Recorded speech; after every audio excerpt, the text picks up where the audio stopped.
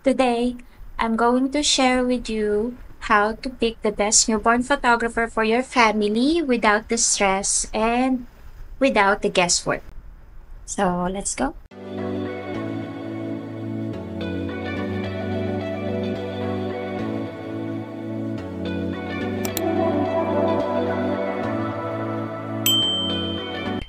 Unang-una sa lahat, safety.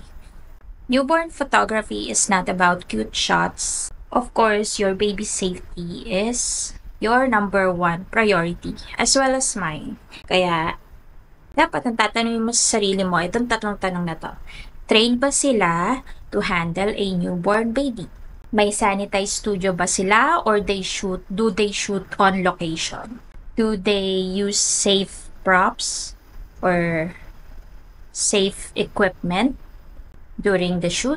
Hindi ito basta pictorial lang or yung graduation pictorial na ginagawa nyo. Kailangan you have to look for someone who know how to handle delicate newborn with confidence and care. Pangalawa, hanapin mo yung style na swak sa inyo. Are you more on minimalist styling or are you more on pabonggahan ng props, something like that? Do you like classic poses ng newborn? Do you like lifestyle session or yung mga candid shots or documentation lang ng iyong baby? It really depends. Kailangan ang kukunin yung newborn photographer is swak dun sa gusto nyo. Siyempre, either ipapaprint mo yan, ipapalagay mo sa baby room mo, yung mga frames. So, make sure na magugustuhan mo yung style ng newborn photographer. Hindi ka basta-basta dapat mag-hire ng newborn photographer based on the lowest budget. Ganun. Make sure you check the portfolio. Make sure that they have consistent style. Kung maayos ba yung pagkakaposition kay baby, natural ba tingnan si baby. Pero kung gusto mo yung medyo heavily editing, you can check as well kung kaya ng newborn photographer mag-edit ng ganon. You have to check as well kung natural ba yung pagkakaposition ng baby based dun sa photos or sa portfolio na pinapakita nila. You have to check as well kung nakaw lang yung portfolio, double check if they are not grabbing the photos from other newborn photographers. Kasi may mga do you call this? Hindi porket magaling sila sa wedding, sa events, magaling na rin sila mag-handle ng newborn babies. Make sure na ang kukunin nyo is ang specialty niya is newborn photography. Yes, maraming magagaling na bagong newborn photographers. Pero, syempre, hindi ka lang dapat dun nagbe-base. Hindi porke magaling sila is okay na yon. Experience is a big deal. Especially kung baguhan pa lang yung newborn photographer. You have to ask them gaano na sila katagal sa industry, ilang newborn babies na kanilang nakuhanan, and do they have real reviews from real parents? Kasi yung iba, lalo na sa Facebook review, na pepeki kasi yun. You can just create an account and then just create a review. Honestly, I don't have Facebook reviews. Everything else is in my Google business profile or nasa Google Map. Dun sila nag-leave ng review. Kung ang mga testimonials are most likely about gentle with baby, super patient ni photographer, and I felt safe all the time or during the whole shoot, ayun, green flag yung mga ganyang reviews. Siyempre, let's talk about the price or the budget. Make sure na ang i-hire mo is yung value ng price. Of course, magtatanong ka, ano yung mga included dun sa price ng newborn photographer. You can check the packages or dun sa pricing guide nila kung ano na yung mga sakop no. For example, number of photos na included, kung si newborn photographer may naka-a la carte pricing, kung session fee lang siya, and then bibilin mo individually yung mga images. You have to check if they're offering all-inclusive packages. You have to check kung anong included or ilan ang included na edited shots, and do they give out unedited photos. Yun, you have to check that as well. And do they offer prints and albums? Yan. You have to ask them or check the pricing guide kung merong travel fees or home service fee. Yan. Kailangan mo talaga siyang itanong or hanapin or basahin sa pricing guide ng newborn photographer. Huwag ka lang mag-base sa mura kasing ganito, ganyan. So, make sure na yung i-hire mo is pang keepsake kasi ang newborn ay mabilis lang lumaki yan. And hindi yan habang buhay newborn.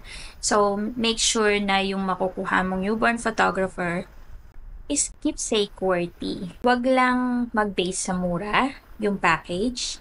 You have to hire the newborn photographer who have quality keepsakes that you will treasure forever. Another quick tip is you have to ask questions before hiring a newborn photographer. Actually, kahit hindi lang newborn photographer, any photographer that you're planning to hire, you have to ask multiple questions. Hindi yung magkakagulatan na lang kayo bandang huli. Hindi pala sakop ni photographer yung ganitong part ng package niya. Or hindi pala sakop ng photographer yung project na gusto mo ipagawa.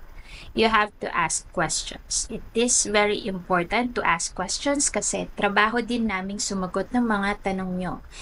And it is part of our job to make sure that everything is aligned sa inyong newborn planning.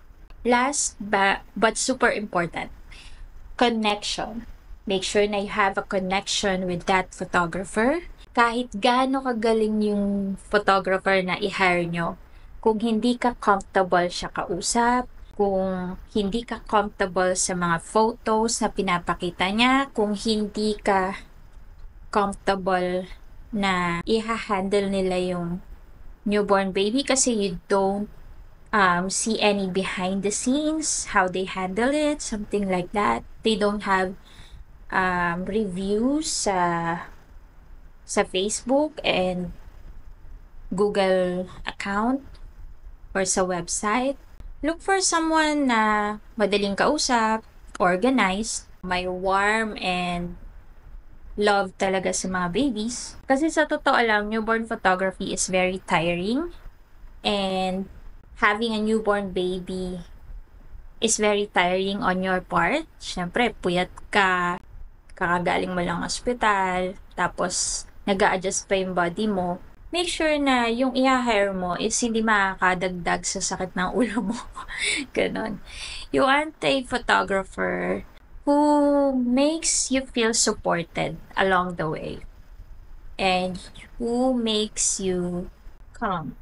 Siyempre, maglalabas ka na nga ng pera tapos hindi ka pa komportable kausap siya, di ba? Yung hindi siya willing na mag-answer lahat ng question mo. Hindi siya willing magbigay ng time sa'yo para maliwanagan ka sa pricing or sa guide, kung ano yung mga dapat mo gawin, mga dapat mong dalhin, kung hindi niya pinag-provide yun. Make sure na you feel supported and calm all the time when hiring a newborn photographer. To recap everything, when choosing a newborn photographer, make sure you have the following. Safety first, match yung style sa gusto mo, may experience, hindi lang basta-basta may certificate, but may experience talaga how to handle baby. Worth it ang package, kahit mahal, regardless kung mura or mahal, basta worth it yung package na included. And may connection kayo sa isa't isa. Like, yung parang that photographer listen to what you need or what you want. Kung may suggestion kayo na content na gusto nyo mapanood or may gusto kayong i-recommend na topic, please comment your suggestions below. And if this helped you decide how to pick a newborn photographer, don't forget to like and subscribe and watch our other videos that might help you, especially dun sa mga new parents. Thanks for watching. Stay safe and stay happy with your little one. Bye.